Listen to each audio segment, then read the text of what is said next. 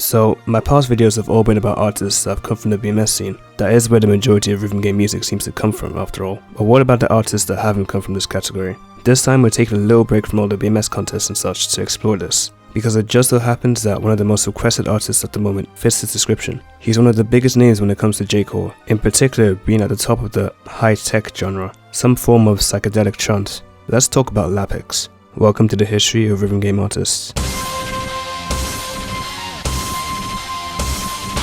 So after recording this video, I realized I had actually been pronouncing Lapix's name wrong the whole time. According to this tweet that lists the pronunciations for various names in the Megarex label, Lapix is actually supposed to be pronounced as lapis, like lapis lazuli. Just a quick correction that you should bear in mind whilst you watch. Anyways, let's get started. Lapix is another one of the many rhythm game artists whose past is shrouded in mystery. We don't even know his name or his age. Both are classified. However, we do know he was born on December the 4th. The year, of course, is unknown. The only thing I could find about his past was how he started music production, all thanks to an interview with Hardcore Tenoshi. According to the interview, by the 4th grade, he started learning the electone, a form of electric organs produced by Yamaha. As a rough translation, he said he loved playing with anything that made sound. And even though he didn't have any concept of music theory or practice, he just started playing whatever he wanted at random. As he did this more often, he started improving by looking for new sounds to experiment with on this electone. Sooner or later, he managed to grasp the concept of chords and develop his musical sense in the process. This eventually led to his decision to buy his first digital audio workstation shortly after he graduated junior high school. This used money he earned from a part-time job. From here, he began to learn more about sound synthesis and eventually came across the Super Soul. You know, that super iconic synth sound you normally hear in 90s techno or something like that. Inspiring a young Lapix, he did more research into what kind of instrument he needed to replicate this. He read a magazine from end to end and looked it up and figured out he needed a synthesizer. At the moment, he couldn't afford it, but by the time he reached about high school, he was able to purchase his first synth, a Korg Radius model from 2006. And well, that was when his journey really begun. For a few years he just worked on his music in peace, but soon he got the courage to start posting his stuff on the internet. He joined SoundCloud and also created a Nico video account in 2010, which is mainly where he would go to upload his earlier works. The very first thing he uploaded was a trance remix of the ending song to Angel Beats called Brave Song. This was uploaded on the 17th of July 2010, and well, it sounds like this.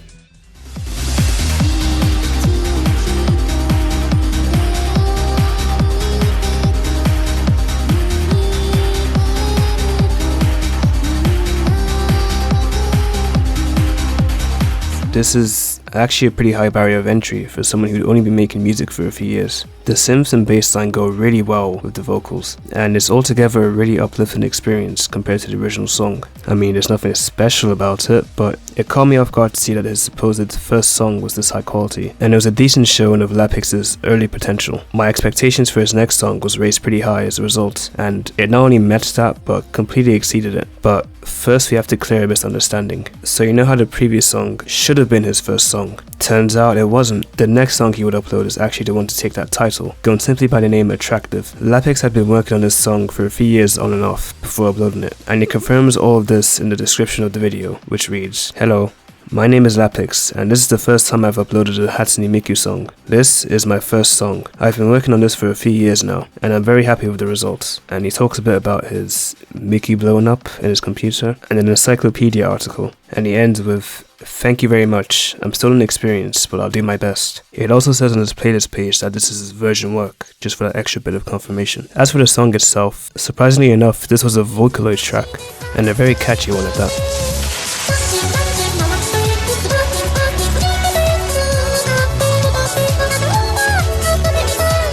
I'm honestly surprised this didn't get more attention. It's only sitting at about 8,000 views on Nico, which is far too underrated for something this good. You can tell the amount of effort he put into the composition and structure to make it sound like a classic Vocaloid tune. Not to mention this sounds like it draws a lot of inspiration from Wawaka's style of music. Were it not for the fact that I already knew Lapix was responsible for this, I would have definitely guessed this is one of Wawaka's works that didn't really get the light of day. In the next few months he continues to make more songs on Nico. He created a house track that used the piano called Let's Meet in the Dream, which is an okay listen, and he made a lot of trance. Obviously not going to go through everything, but as a quick example, here's a trance remix of Future Gazer by Flipside, which actually sounds pretty good.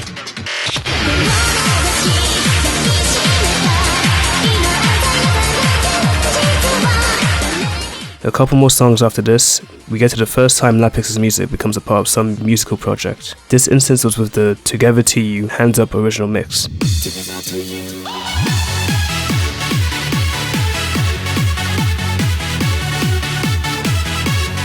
yet another trance song, but it definitely felt a lot more structured and generally higher quality than its remixes. Not to mention you could sort of hear the influence of Lapix's future style of music in this. As it turns out, this was a part of what roughly translates to the Teen Touhou project. This was a collaboration project formed by another Nico user known as Ryoga, also known as 11-year-old Baby P. I say the weirdest things during my research sometimes. As far as I could find, the exact purpose of this project is completely unknown.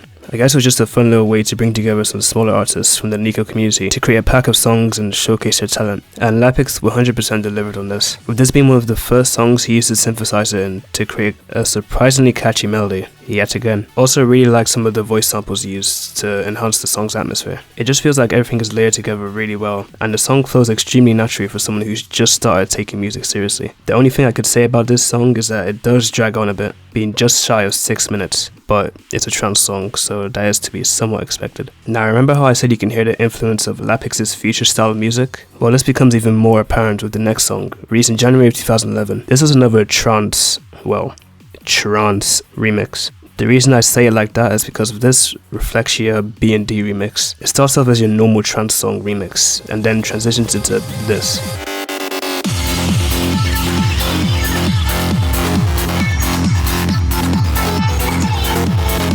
Now, although this is absolutely still trance, clearly this was a much different sound than what you normally hear from your average trance song. The previous Together To You song is a good example of this. The gimmick of that repeated melody and keeping the general sound as consistent as possible is pretty much the staple of the entire genre of trance. But clearly that isn't the case here. Not only does Lapix introduce a completely different melody out of seemingly nowhere, he also introduces a completely new sound. Not to mention throughout the rest of the song, there seems to be much more progression and rhythmic variation. That synth with the little bass wobble, combined with the vocal samples and the trance elements, gave what I would describe as an intense, futuristic, technological feel, or as what people nowadays like to call it, high tech. Now, although high tech is considered the official genre of Lapix's music, since that's what he likes to call it, like I said in the beginning, the elements that make for a high tech song is pretty unclear. I listened to numerous high tech mixes on YouTube, and none of them have anywhere close to the same style that Lapix's music does. Supposedly high tech is also a form of psytrance, but psytrance in itself is incredibly confusing to understand the specifics of, and again, nothing from any of these subgenres sound anything like Lapix.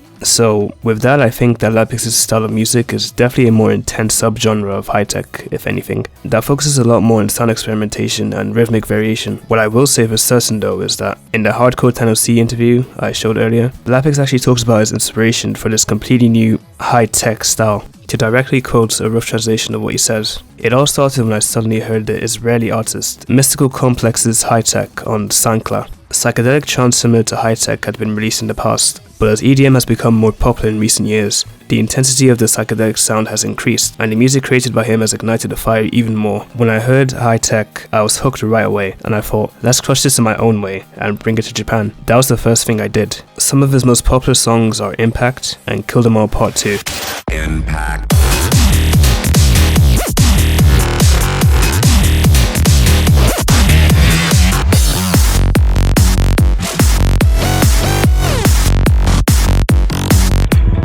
You can easily hear the inspiration that comes from both of these songs on Lapix's high-tech work. Anyways, back to Reflexia. Of course this didn't get much attention. Right now it only sits at about 7,000 views, but this is definitely one of his most underrated works. And out of all of his works thus far, this is definitely the one that shows off his potential the most. Later in April, after a few more songs, Lapix released the first song on his SoundCloud, titled Felt 2010, on the 6th. This had a hashtag of psychedelic, so you already know how it's gonna be, but here's what it sounds like regardless.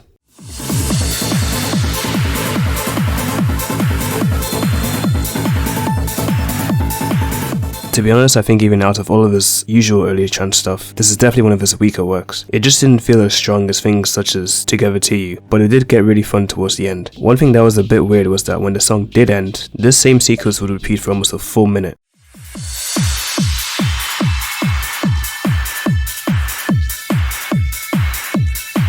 Definitely should have trimmed it down. He does end up doing a tech dance remix of his song a few months later though, released on the 3rd of May 2010. Shortly after this, Lapix sent out a tweet announcing another new song. What was weird about this one though was that it wasn't from his SoundCloud or his Nico video. This was released under a previously unheard of music label called 2Dimension Records, another incredibly small doujin circle. They only had one release prior to Lapix's tweet, as well as only a single member, someone who went by the name Lollipop. Lollipop is actually someone that's interacted with Lapix a lot on Twitter. From what I've seen, they were already really good friends, so it would make sense for Lapix to collaborate with him later on to create a second release from 2Dimension, a 2-song EP called Radio Woman. This also contained a footnote from Lapix himself talking about the release of the EP and saying this, which I'm not even going to try to read unless there's a reward for it. Unfortunately, the first track has lost the time, but I was able to find Ruru on YouTube thanks to this person right here. This completely transforms the original, which was the ending song to Denpa Onna to Seishun Otsuko. Just listen to this comparison.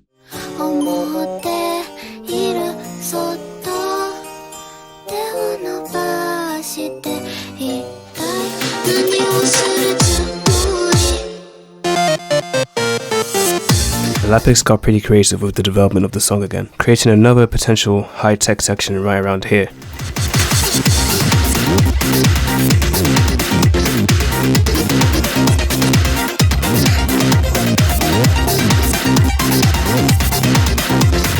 He was slowly starting to stray away from the more repetitive side of trance to adopt a much more unique and interesting style of music, as we saw earlier, and it's only a matter of time before he fully finds his style. For now though, this, along with his other lost song, is all Lapix came up with for his friend, and shortly after the announcement, he was listed as an official member of 2Dimension Records. If we go back to his Twitter though, exactly one tweet before this, Lapix sent out a tweet to an individual called Iris08, thanking him for working with him. This Iris person was another fellow Doujin artist, and he was the executive producer of a label called Lilac Records. This was a label primarily focusing on remixes of Touhou themes, founded sometime in August of 2009. There's not much information on them since they're a very niche circle, but there were 3 main members around this time. Iris and DDL were main producers in the circle, with DDL being the engineer, and Yaki Mayu was in charge of illustration and animation for the videos. Iris and Lapix ended up becoming really good friends, as hinted by their interactions on Twitter, which led to them doing numerous collaborations and works together. This led to Lapix also becoming an official member of Lilac Records. Not only that, but this duo decided to give themselves a name. Combine Iris and Lapix and you get Ill.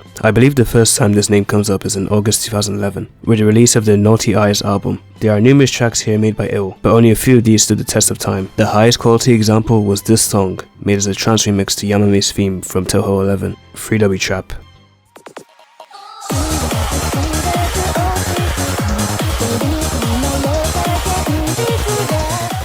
I just really love the energy of the track, and the vocals, sung by someone called Kano, go really well with it. Lapix also made a couple of independent tracks in this album. One of them is a remix of the same theme as before. In fact, the name of Lapix's track literally has the same name as it, The Sealed Away Yokai, Lost Place.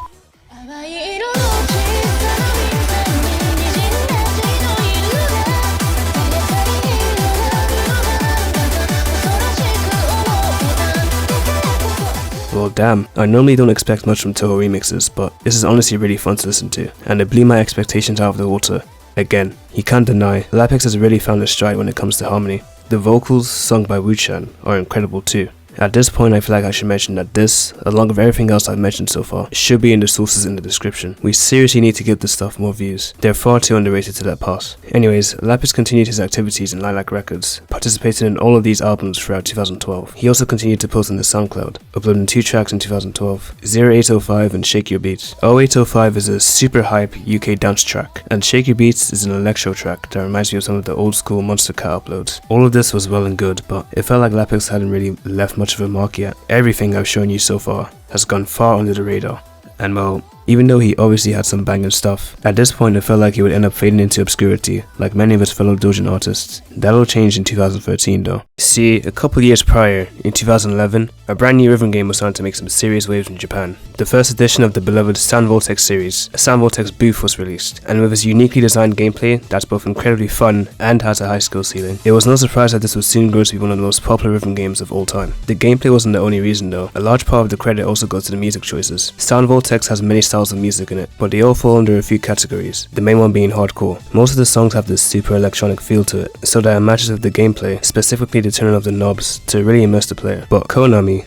while they do create their own original tracks for the game, also license other artists to do that for them, through, you guessed it, contests. And well, not only was Lapix's music a perfect match for this, there was a contest for the second edition of Voltex, Infinite Infection, just around the corner. Unlike the usual BMS style contests, Voltex contests are very simple. When it opens, you simply send in a song, and if it's deemed good enough by Konami, your song will be picked to feature in the game. This song can be of any genre. From the 4th of March to the 25th of March, the Oh god. Sound Voltex 2 Infinite Infection Production Decision Commemorative Original Music Contest was held to find the first batch of songs for the initial release of the game, which would happen sometime later in June. The results of the contest was announced in May though, with lapix tweeting this out on the 31st, along with a link to the website of the contest. There were 13 winners announced total, with some of the most notable being pieces from Chroma, Sakujo, Ginhika, and the legendary Neumann with their brain power. Among these was lapix's song, the second slowest song out of all these, clocked at about 145 BPM, but still enough to make for a banger, and a fairly difficult chart in all three difficulty brackets. This was Foolish Hero.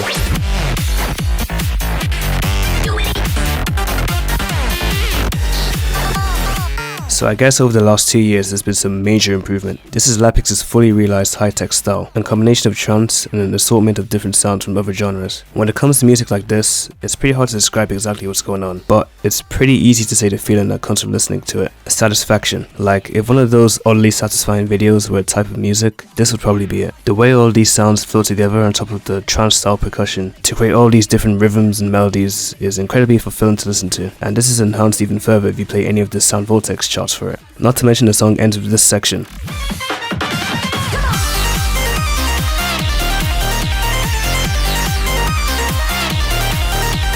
Sort of similar to a Camellia drop, where the climax is what ends up being the strongest part of the song. With all this, lapix put himself on the map and he started to gain a bit more traction. In fact, not even a month after this, lapix has his first collaboration for a new label called Megarex. This was a label founded just a year prior by someone called DJ Piyoshi, who I assume met lapix due to his ties to a rave event called Rave Tyson. For a bit of backstory, Rave Tyson was also founded by DJ Piyoshi and is usually held in the summer, with the usual location being Osaka Castle in Japan. As of any semi-big festival or rave, there's a lineup of artists that perform a song in a given order, and in this case, artists are usually doujin ones, handpicked by Piyoshi to perform. Lapix did eventually end up becoming one of these artists, but the thing is, he's been involved with Rave Tyson since 2011, and in the 2011 event, lapix was not in the lineup. So there are two assumptions as to how lapix met Piyoshi. Either he bumped into him as an attendee, or what I think is much more likely, he was a member of staff for the event. This would make even more sense because of this tweet, asking for anyone to help with the project in any way they can. All of the artists from Rave Tyson then all grouped together under Piyoshi's umbrella and formed the musical label Megarex, which nowadays is where the majority of artists are pulled from for future Rave Tysons. They even call themselves the record company of Rave Tyson in their official branding. Unfortunately, I can't find any of the older footage for Rave Tysons where lapix is in it, bar this super low quality one from 2013, where he's pretty much just a few pixels on screen, but he's here performing Foolish Hero.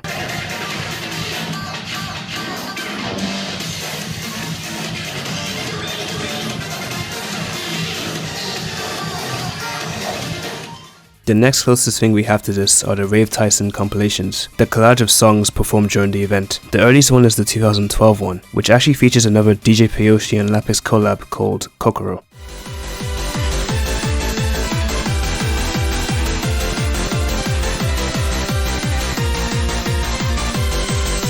That's the first time, and possibly only time, I've heard lapix do happy hardcore like this. Interesting. Maybe it's because of Piyoshi's influence he chose to go down this path, but although it's a surprise, it's a welcome one for sure. Anyways, for the next year, lapix continued to work with Lilac Records and submitted another song to a Sound Voltex contest. This time it was won in summer of 2013, just after Rave Tyson, called the It's Summer, It's Holiday Independent Research Original Song Contest. As something that's pretty similar in style to Foolish Hero, it's not a surprise that it ended up being a winner, and it eventually got added to the game in October 2013.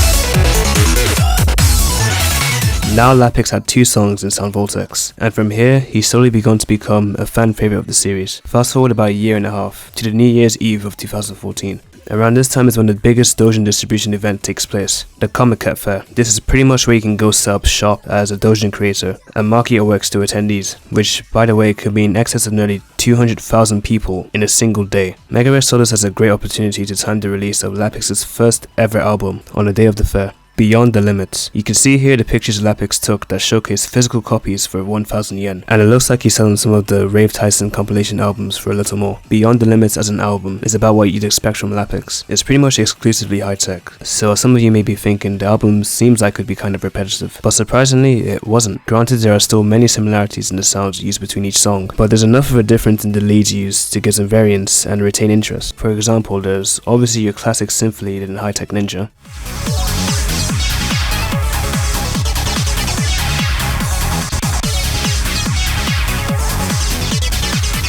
But on the song that shares the same name as the album, Beyond the Limit, it uses some amazing vocals as the lead, which I believe are by someone called Luciel.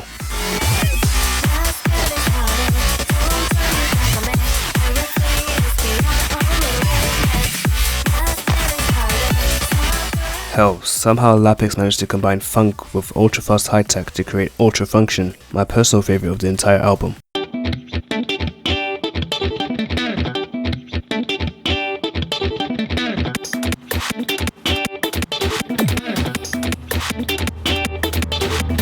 The album also features extended versions of Foolish Hero and Paradoxy, as well as collaborations with Course K and Camellia-san. Overall, this is probably the best debut Lapix could have asked for. It's enough to showcase his style of music, his synergy with other artists, and his ability to combine elements of different genres with his own on the fly. From here, Lapix contributes more to the Sound Voltex series and begins to branch out to other rhythm games, making a very solid presence in the beatmania scene, and also making appearances in games like Poppin' and DDR. Incidentally, across this time, he also begins to go by the alias Hitech Ninja, you know, the name of that song from Beyond the Limits. From my digging around on Twitter, I found a tweet from him that I guess defines what Hitech Ninja means. Either way, this is the first time he mentions it, and he fully adopts the alias in 2017 when he released an entire album under this name called Ninja is Alive. Listening to a single song from this album should give you an idea of what the Hitech Ninja is on.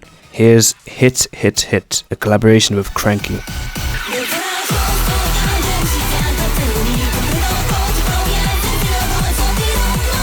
Combining high tech and Euro beats to create this madness, need I say more? Basically, Hitech Ninja is the fully unhinged side of Lapix coming into fruition, with the only goal of creating bangers through chaos. Anyways, Lapix also focused on album work and released several more albums over the years, which I won't be going over since he has a massive discography. But, like I said before, I want to go through all these albums I inevitably end up skipping over, so I'm in the process of making a new style video where I go through and rate all the albums I miss in these videos. My next video will be a little test run of that with OS Memories. So if that sounds like it interests you, then make sure you're subscribed. As always, if you enjoyed, be sure to leave a like and comment on who you want to see next. Also, be sure to support Lapix and the Megarex label. Links to their platforms are in the description. Thanks for watching, and I'll catch you in a bit.